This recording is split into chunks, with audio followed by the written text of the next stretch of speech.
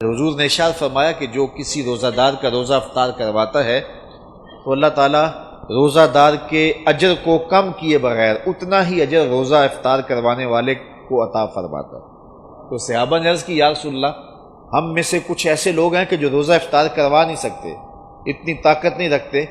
کہ ہم روزہ افطار کروائیں تو پھر یہ ثواب ہم تو نہیں پا سکیں گے۔ تو حضور علیہ السلام نے فرمایا لازمی نہیں ہے کہ تم سیراب کر کے کسی کو کھانا کھلاؤ یا پانی پلاؤ، اگر مذقۃ لبن، حضور نے فرمایا کہ دودھ کا ایک گھونٹ، اور شربہ من الماء، یا پانی سے ایک گھونٹ،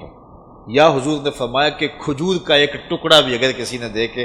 کسی کا روزہ افطار کیا، اللہ تعالیٰ جل شانہ اس کو پورا ثواب عطا فرمائے۔ اور جس نے پورا اہتمام کیا کہ اس کو صحیح افطاری کروائی، اس کو سیراب بھی کیا، اس کو رجایا بھی،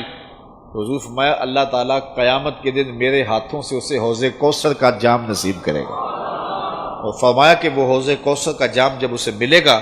اور وہ پی لے گا تو رسول کریم نے ارشاد فرمایا کہ جنت میں داخل ہونے تک حشر کا سارا دن جو 50,000 سال کا دن ہوگا، پھر میں اس سارے دن اس کو پیاس نہیں لگے گی۔ تو یہ ماحول پیدا کریں، لازمی نہیں ہے کہ آپ بڑا اہتمام کریں۔ اگر آپ ایک مٹھی کھجوروں کی جو ہے وہ مسجد میں بھیج دیں، یا ہمسایوں کے گھر بھیج دیں، یا کسی غریب کو دے دیں کہ جناب آج یہ روزہ میری جانب سے آپ کھول لیں، تو وہ کھجور دی ہوئی بھی پورے روزے کا ثواب نامہ اعمال میں درج کر دے گی۔ کسی کو گھونٹ پانی کا پلا دیں تو وہ نامہ اعمال کے اندر مکمل ثواب روزے کا لکھ دیا جائے گا۔ اور اگر اللہ نے آپ کو وسعت دی ہے، یہ سیاسی افطاریاں چھوڑیں، ان لوگوں کو روزہ افطار کروائیں جنہوں نے روزہ رکھا ہوا ہے۔ یہ آج کل یہ بھی فیشن ہو گیا ہے کہ اپنی نمائش کے لیے افطاری کروائی جاتی ہے، اس میں کوشش ہو جاتی ہے کوئی وزیر مل جائے،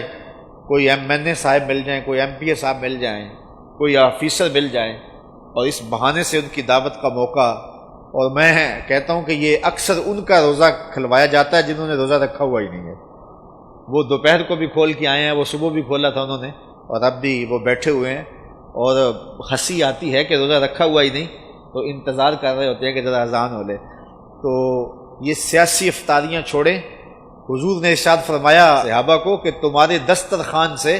سوائے متقی کے کوئی نہ کھائے، یعنی متقی تمہارے دسترخوان سے کھائیں، اور یہ کسی بندے کی خوش بختی ہوتی ہے کہ اس کے دسترخوان سے کھانے والے متقی ہوں، پرہیزگار لوگ ہوں۔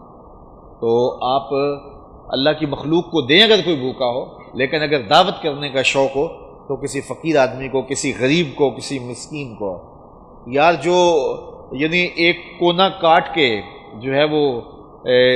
لیگ پیس سے باقی پھینک دے گا، اسے کیا قدر؟